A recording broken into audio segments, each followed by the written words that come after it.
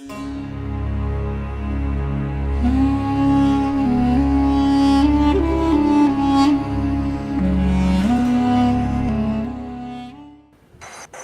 esta ocasión vamos a dar a conocer el experimento monstruo en 1939, realizado por el psicólogo Wendell Johnson.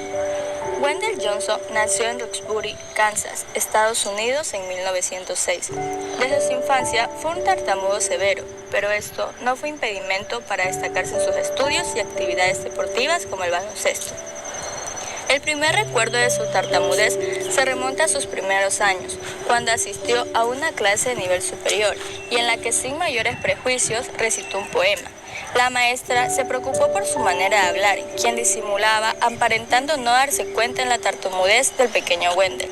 Sin embargo, sus miradas la delataban. Ocurría lo que más tarde el mismo Johnson definió como el increíble esfuerzo de un niño para convertirse en un miembro de la raza humana, aprendiendo a responder mediante el lenguaje. En 1943 fue designado director de la Lowell Speech Clinic y en 1945 fue nombrado presidente de la Sociedad Internacional de Semántica General. En 1956 fue fundador y presidente de la American Speech and Hearing Association. A partir de este momento, su estrella ascendió a lo más alto del firmamento de la patología del lenguaje, siendo incluso requerido por el gobierno de Estados Unidos para desarrollar programas de investigación en esta disciplina. Un orfanato, niños, la tartamudez, finales de los años 30. Un experimento que ha marcado la historia de la psicología. El experimento monstruo es el nombre que le dieron unos estudiantes de la Lowell a este estudio realizado sin ética. Esto plantea una pregunta muy importante. ¿Todo vale en favor de la ciencia? El estudio monstruo se lo llevó a cabo por el patólogo Wendell Johnson en Lowell, Estados Unidos, entre enero y mayo de 1939, y supervisado por una de sus mejores estudiantes de posgrado, Mary Tudor. Aunque Johnson era patólogo del habla, no tenía preparación alguna psicológica, y su experimento, además de carecer de ética total, no ofreció ningún resultado interesante. Lo que Johnson quería era saber las causas reales que se escondían detrás de la tartamudez. Él estaba convencido de que la tartamudez se debía a un comportamiento aprendido resultado de la ansiedad que experimentaban algunos niños cuando empezaban a aprender a hablar. El experimento consistió en la selección a un grupo de niños del orfanato de Davenport, pequeña ciudad de Lowell. De estos niños huérfanos, escogió a un grupo de 22 de entre 256 niños, cuyas edades estaban comprendidas de 5 a 15 años de edad. De este grupo de 22, 10 eran tartamudos y 12 no. Johnson, para desarrollar el estudio, requería hacer visitas diarias al orfanato y para esto reclutó a una de sus mejores estudiantes, Mary Tudor, que fue la encargada de entrevistarse con todos los niños durante 15 minutos al día. El estudio duró unos 5 meses, de enero a mayo de 1939. Querían provocar la aparición de la tartamudez en los niños que hablaban bien y curarla a aquellos que eran tartamudos. Para llevar a cabo este estudio, al grupo de niños que presentaba problemas en el habla, Tudor se comunicaba de una manera positiva, animándolos a que siguieran así, y les decía: superarás la tartamudez y serás capaz de hablar incluso mejor que las personas que te rodean. No haga caso a aquellos que critican tu habilidad. Aquellos que hablaban fluidamente, Tudor les decía: los médicos han llegado a la conclusión de que tienes un problema para hablar. Tienes muchos síntomas de los niños que son tartamudos. Debes hacer algo para pararlo rápidamente. No hables a menos que puedas hacerlo bien. ¿Te has fijado cómo habla? Y mencionaba el nombre de un niño del orfanato que era claramente tartamudo. Sin lugar a duda, él empezó igual que tú. A una de las niñas, llamada Mary Corlasket, que hablaba con fluidez y no presentaba problemas, le dijo: coge aire antes de decir la palabra en la que piensas que vas a tartamudear. Para y empieza de nuevo. Si te bloqueas, pon tu lengua en el paladar. No hables si no puedes hacerlo correctamente. Vigila tu habla todo el tiempo. Haz lo que sea para no tartamudear. De cuarta o quinta sesión, estos niños que hablaban bien empezaron a desarrollar algunos problemas. Se negaban a hablar, permanecían callados por miedo a ser descalificados y corregidos. Mostraban dificultades propiciadas por una cierta ansiedad que fue agravándose con el tiempo. Los niños estaban sometidos a tensiones y vergüenzas, bloqueados a la naturalidad del habla. Los resultados del experimento, que se desarrolló entre enero y mayo de 1939, fueron claramente visibles al poco tiempo.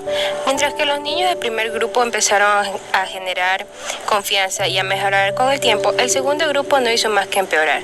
E incluso niños que al principio no sufrían ningún tipo de problema empezaron a mostrar problemas de inseguridad, retraimiento y síntomas de ansiedad. De estos resultados, la alumna del doctor Marie Tudor decidió abandonar la investigación y Johnson, por miedo a que se relacione su estudio con lo que los nazis estaban haciendo en Alemania, prefirió que los resultados nunca saliesen a la luz. Ocultó su experimento debido al miedo que lo embargó, cuando pensó que su experimento pudiera compararse con los experimentos con humanos que hicieron los nazis en los campos de concentración. De hecho, los resultados no se publicaron y la disertación del estudiante Marie Tudor, que decidió desertar públicamente finalizado el experimento, es el único testigo que quedó oculto en un cajón. Se mantuvo durante décadas y de hecho el profesor Johnson desarrolló una carrera de éxito como uno de los investigadores más relevantes y con más reputación dentro del campo del habla. Murió en 1965 con 59 años de edad. No sería hasta 2001 la Universidad de Iowa se disculpó públicamente. En el 2003 en el New York Times se publicó el estudio del monstruo del doctor de la tartamudez. Además, se pagó una indemnización de $1 millón a 6 ancianos octogenarios, los únicos que aún estaban vivos en el 2007 y que habían participado en este experimento cuando eran tan solo unos niños. Nos encontramos en la Facultad FASO, donde vamos a entrevistar al psicólogo Gustavo para saber qué opina desde su punto de vista por el experimento realizado en 1939 por Wendell Johnson. No te lo pierdas. Buenas tardes, nos encontramos aquí con el psicólogo Gustavo, el cual le vamos a proceder a hacer unas ciertas preguntas sobre el experimento monstruo. ¿Cuál es su nombre completo? Mi nombre es Gustavo Leonardo Peralta. ¿Y me podría decir usted cuál es su profesión, a qué se dedica? Bueno, yo soy psicólogo general, graduado con esa nomenclatura y me encuentro ahorita trabajando en la universidad en horas de docencia y también en horas como administrativo en medicina.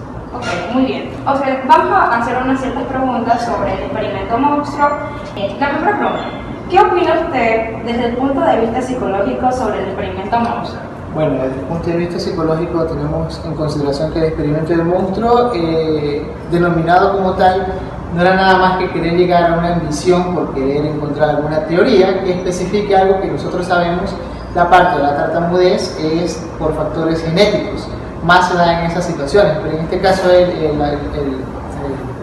el autor o el teórico quiso demostrarlo de otra forma. Entonces el proceso que llevó a cabo, que no fue el adecuado, obviamente tiene sus repercusiones en este caso, ¿no? Entonces, desde el punto de vista psicológico, es una denigración a la integridad de la persona y a su desarrollo, hablando de la población de niños, que es lo que él aplicó su experimento. Muy bien.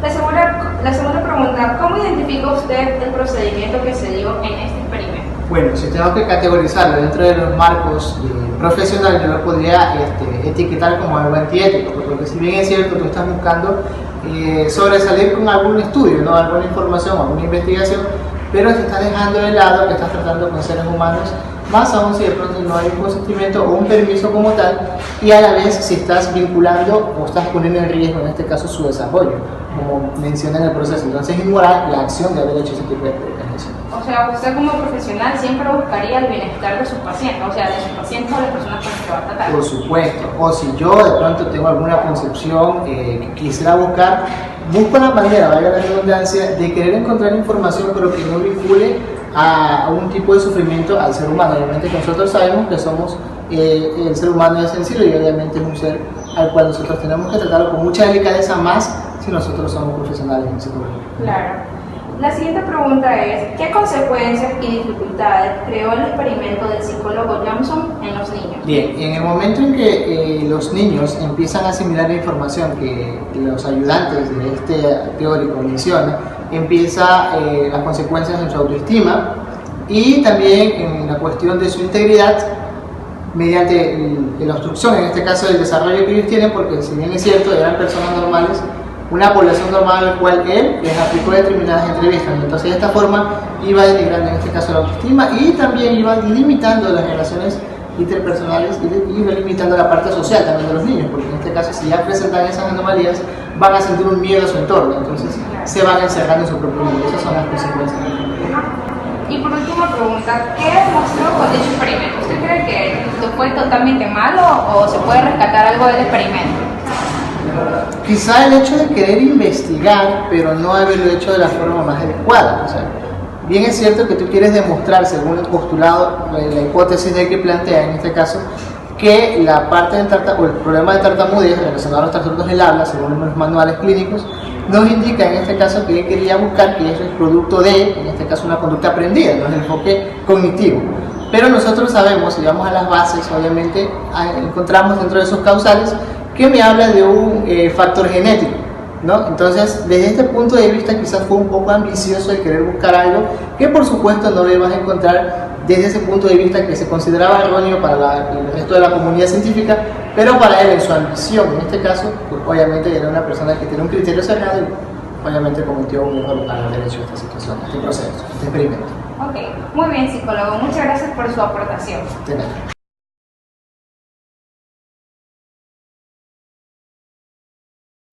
La Declaración Universal sobre Bioética y Derechos Humanos, aprobada por la UNESCO, no se respetó la dignidad humana de los niños y sus derechos.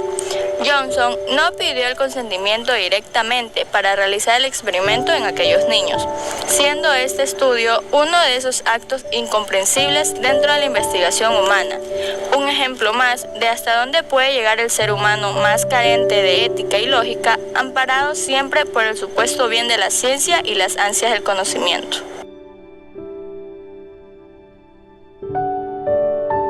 Incumplió el Código Ético Resolución de Cuestiones Éticas, donde ocultó su mala práctica del uso profesional de su trabajo.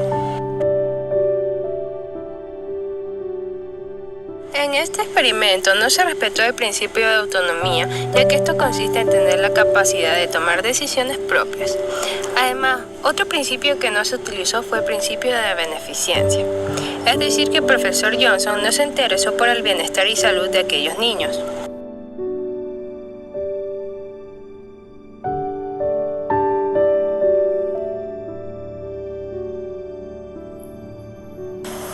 En conclusión, estos principios de Beauchamp y Children fueron vulnerados en su totalidad dentro de este experimento, violando los derechos del ser humano.